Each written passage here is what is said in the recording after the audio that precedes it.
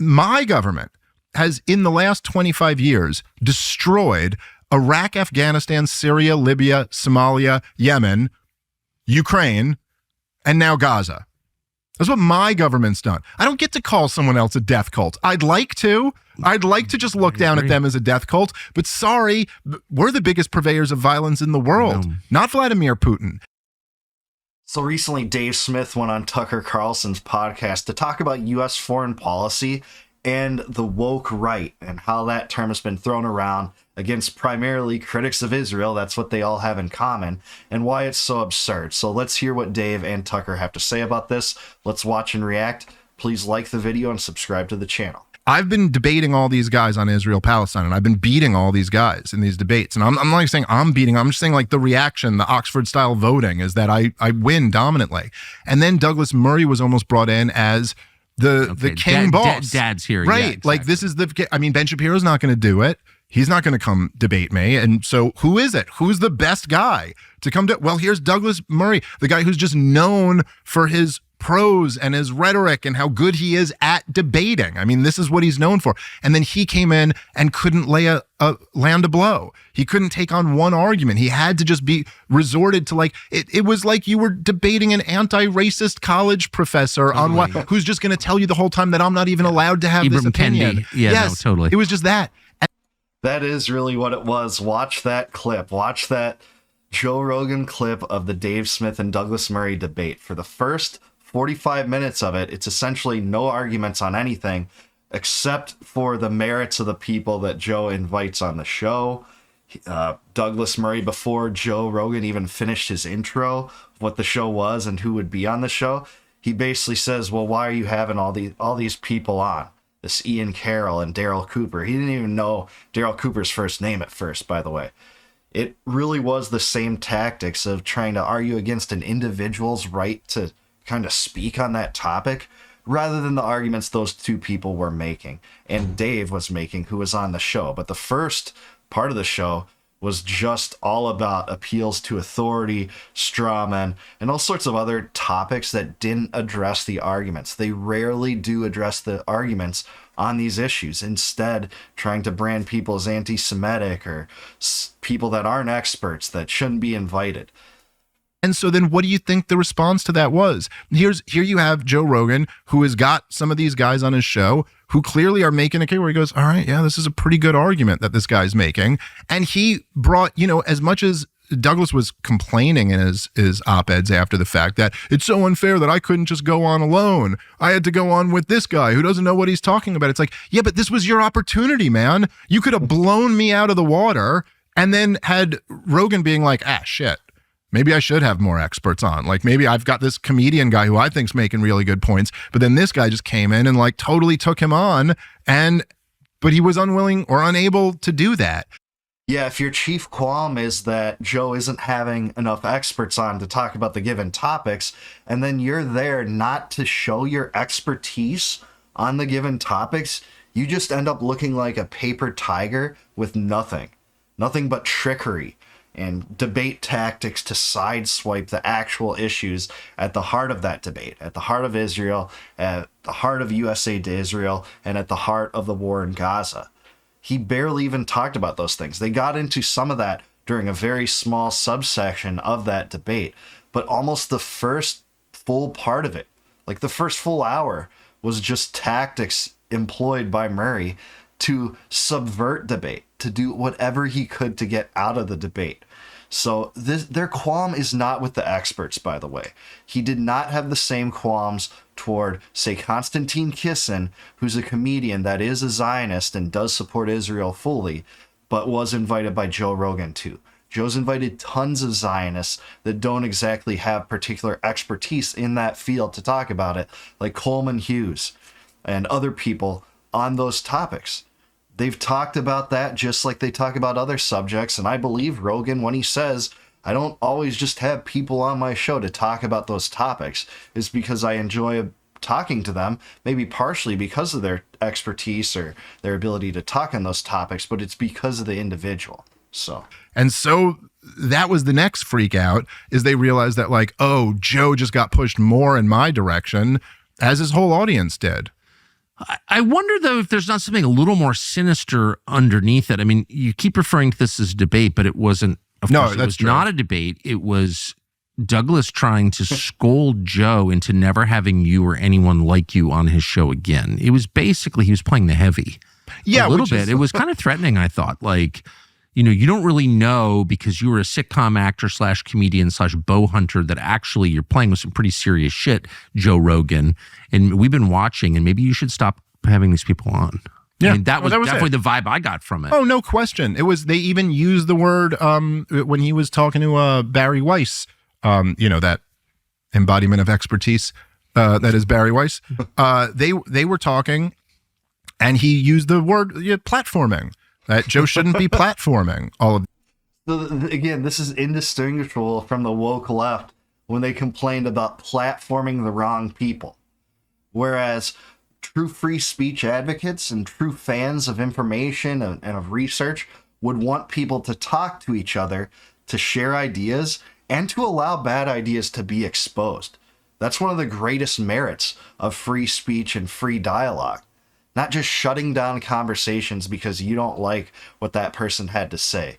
This idea of platforming individuals, it just reeks of the woke left, but it's now reemerging on the part of what is truly the woke right.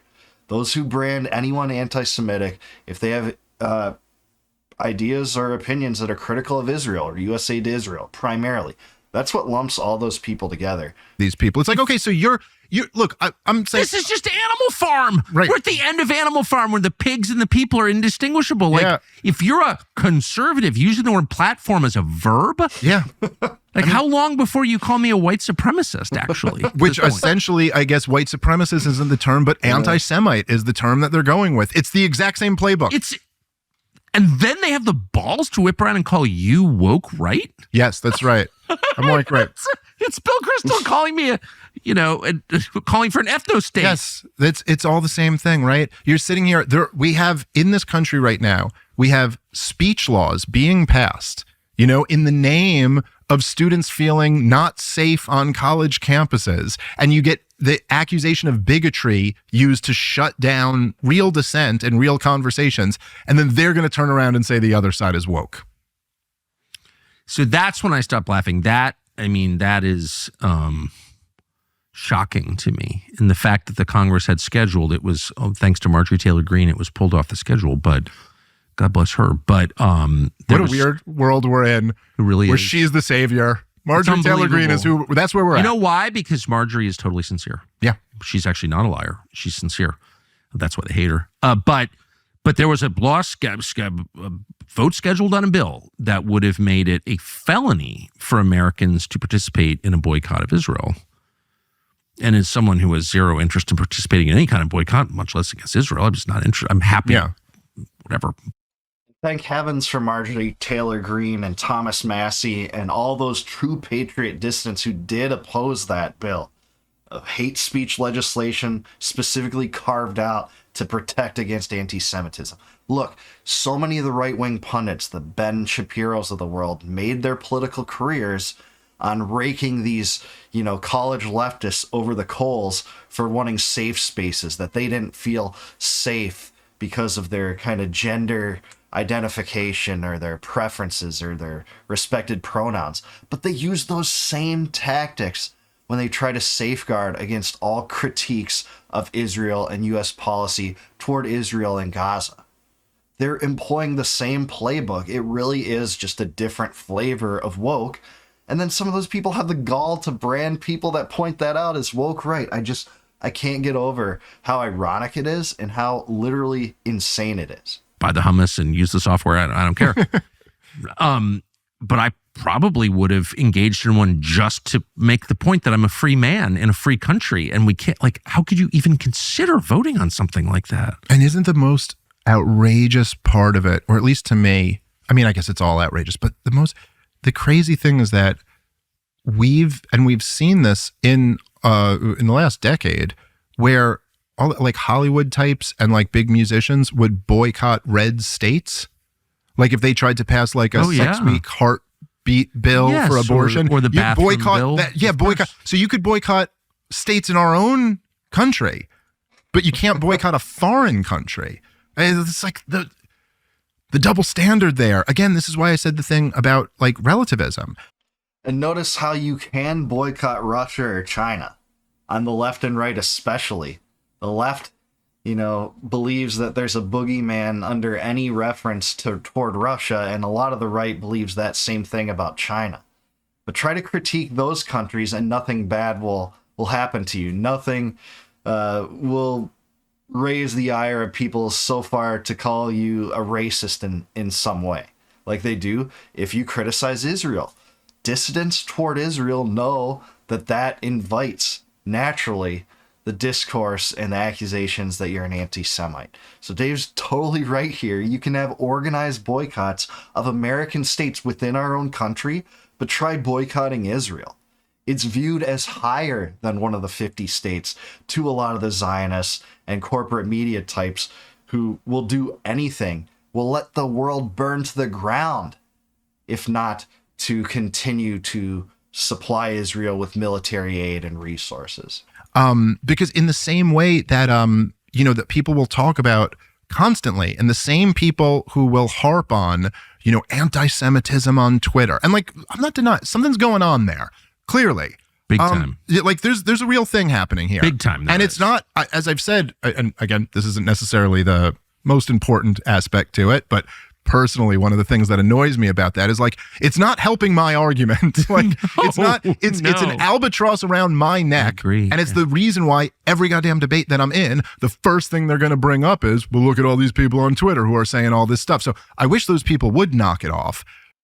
Yeah, but don't you think that the outgrowth of anti-Semitism as it materializes and manifests on Twitter and other platforms is because of what's happening in Gaza, is because of Israel's policy in cleansing Gaza, in completely destroying its biggest cities, reducing Rafah to rubble, violating a ceasefire agreement after, one group of hostages was returned? You think it could be because of that? Or do you think it could be because of labeling anyone who critiques that as anti-Semites? I think those two things are the big reason for that growth.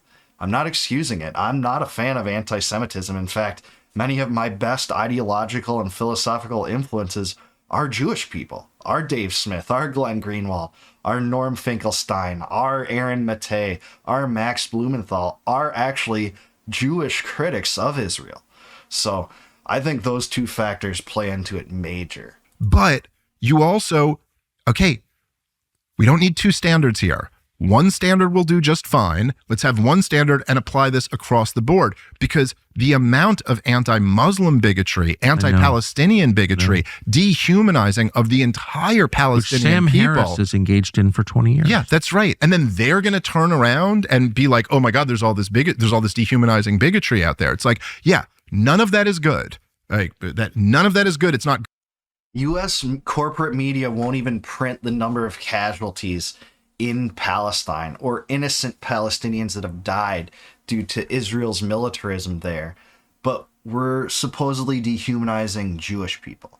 There's such a double standard here, and Dave's so right. Apply one standard across the board. The dehumanization effort is going in one direction, and it's not toward Jews, at least in the United States. Good for you. It's not good for the conversation. It's just bad. You don't want to dehumanize an entire group of people ever. Human beings like human beings. Yes. And that should be fairly obvious. But also, I will say that, Donald Trump, who I voted for and supported in this last election, and I think has done some really good things in his first 100 days or so, and some not so good things. But, he would turn in the debate and call Joe Biden a Palestinian. He said this about Chuck Schumer, too. He's basically a Palestinian. You're like, whoa. And for all the people who have been screaming bigotry for the last decade, no one ever thought to be like, hey, that's not like an insult. But just imagine if he did that and called that person a Jew rather than a Palestinian instead of a Palestinian. See, this is the ultimate example why that behavior flies. The dehumanization, which is actually tangible from people in power toward Palestinians. Whereas if you said that about a Jewish person, that would end your political career. You'd have no more power. no more semblance of authority. You'd be a lame duck president for the rest of your entire term if that was done. Dave's so right here. I know. It's not an insult to call someone a Palestinian. I've met lots of Palestinians who are really great people. There's nothing wrong with them. And again, like if a presidential candidate ever like stood up in the debate and went, this guy's a real Jew, we'd all be like, whoa, what the hell is that? I know. You don't get to say that in a political debate. I know. And so there's a ton of this. You have, Nikki Haley going over and signing bombs. Hard to overstate how much I hate that, by the way. Yeah. Well, right. And I mean, there are a lot of unreasonable Palestinians, of course. There are also some wonderful, a lot of Christian Palestinians, a lot of wonderful Muslim Palestinians. So I hate that. I just it's terrible. That. Yeah, it's terrible. It's terrible on any side. You don't dehumanize people like that. I agree. Yeah. And so what's his name? I'm blanking. What's the congressman in Florida? Randy Fine? Is Fine his last name? Guy? I don't know, but did you see the stuff he's posted? Seems like a nut job. Oh my God. It's just, so again, okay, you want to talk he's about. The one who's like, we want to kill all their children or something? Yeah. Well, someone basically I think someone tweeted like a picture of a dead Palestinian baby, and he said like, good, we need more or something like that. It was something really close to that. Yeah, and Dave's not wrong. Take a look at that tweet. It's absolutely crazy that happened, and it goes back to several other congressmen doing some sort of variant of this. Brian Mast did this when he literally said on Twitter, there's no such thing as an innocent Palestinian. And Candace Owens ripped him for that, and that's what started much of the rift between Owens and the Daily Wire, it seemed. But that goes on in U.S. political circles, and those people's careers haven't ended. But if they did that in the other direction, it certainly would have ended. It's just crazy. I don't want to get this wrong. Who could vote for someone like that? Well, Trump endorsed him after that. After he said it was good that a baby was dead? I mean, again, I would love to have him on and just pull up ask the him actual about that. tweet on that, because I don't want to like misremember it, but it was something really egregious. And he's, there's a lot of this stuff. It's how you get Nikki Haley signing bombs that are about to go get dropped on women and children. You're like, I'm sorry, that's fucking sickening. Like, what the hell is that? Like, what are we, a part of some death cult or something? I mean, this is like real. And so, of course, then, Douglas Murray's book is like democracies and death cults or whatever. And, which is kind of funny in a way, to be pro democracies while you're also making the argument for expertise. Because you would think, like, if you're for democracy, the whole point of experts is to explain it to regular people who will ultimately have the authority of deciding which experts are in charge and which experts are not in charge. There's a little contradiction there.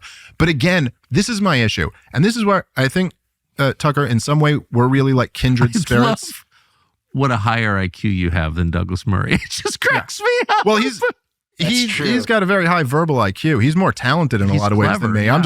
I'm telling the truth. No, but I mean, that's such a deep contradiction that I doubt he's aware of. Probably not. But I will say this, and this is where I think in some ways, this is why me and you always get along. I think we're kindred spirits in this way in some sense. For sure. But I really do, I mean this. I mean this so sincerely. In my soul, in my heart of hearts, I'm a crotchety old right-winger. Yeah. Like, that's who I want to be. Okay. That's who I try my best. Yeah. I want to be, I'm not just like a Western chauvinist or whatever. Like, I think Western society is better than everything else. I think I'm a libertarian, and I think it's one of the goofiest things about libertarians in general that they kind of try to run away from that and be egalitarian to some degree. As a fellow libertarian, I totally agree with this. By the way, that's ridiculous. What are you talking about? You believe in individual liberty? Well, then you don't get to say every civilization is equal, because only one of them respects individual liberty, right. And that's the better one. Okay, exactly. That's the by your own definition. That's the right. Right. So screw all this other. Egalitarianism is a revolt against nature, as the great Murray Rothbard wrote. I'm against all of that. I don't believe in relativism. I don't believe in all cultures are equal. I would like to sit here and look down on the Muslim world. That's what I would like to do, because my society is so much better. And if anything, I'd be lecturing you guys got to do liberty better. You guys don't really even understand how. Dave is so right here. If America can look down on other societies, it will be because America is the shining city on the hill, the actual version, not an idealized version that's just a fairy tale because the US is so engaged in empire building overseas, pushing other countries around, sanctioning them, killing innocents, carpet bombing places, enacting regime change, psychological operation on its own citizens, passing the Patriot Act, the DHS, etc. It will be because we are impactful to the other country in voluntary ways and the rest of the world in voluntary ways that we could actually look down upon the rest of the world for being so backward. Don't get me wrong, the country's amazing. It's the best place in the world to live. I think that there is American exceptionalism in the fact that its people are incredibly brilliant, entrepreneurial, etc. But it's not because of the government. It's actually despite the government and what it's choosing to do overseas. A free society works.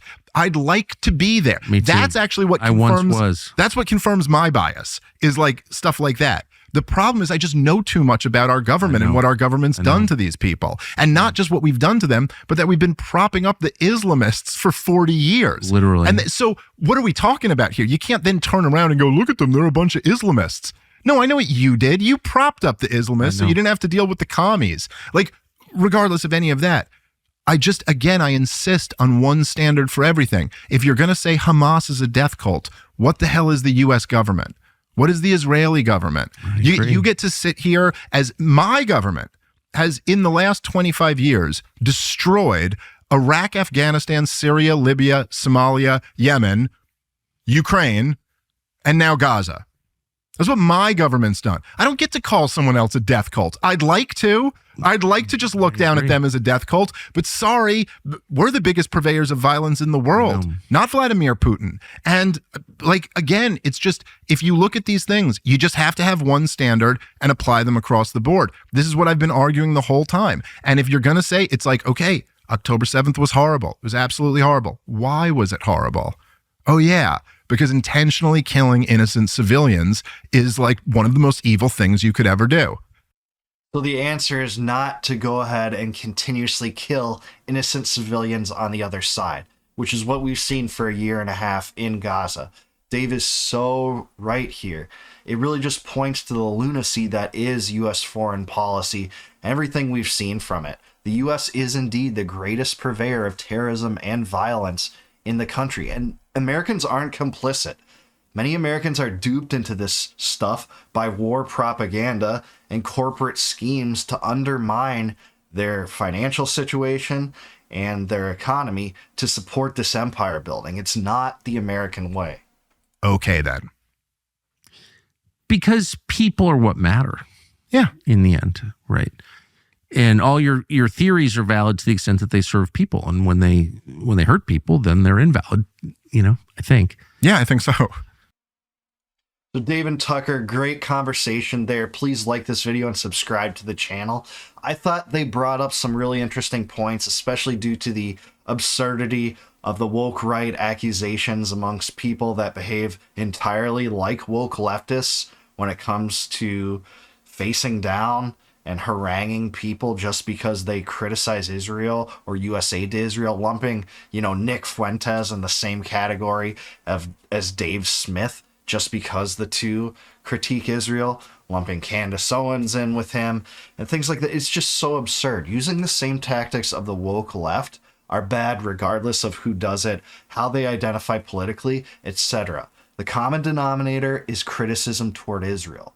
You will invite accusations of woke rightism or anti-Semitism just for having them. Us dissidents that do critique Israel know that, but it's the right thing to do. It is the right thing to do to disengage from the Middle East, stop subsidizing Israel and other countries for that matter, like Ukraine and Saudi Arabia and Taiwan, and get out of there.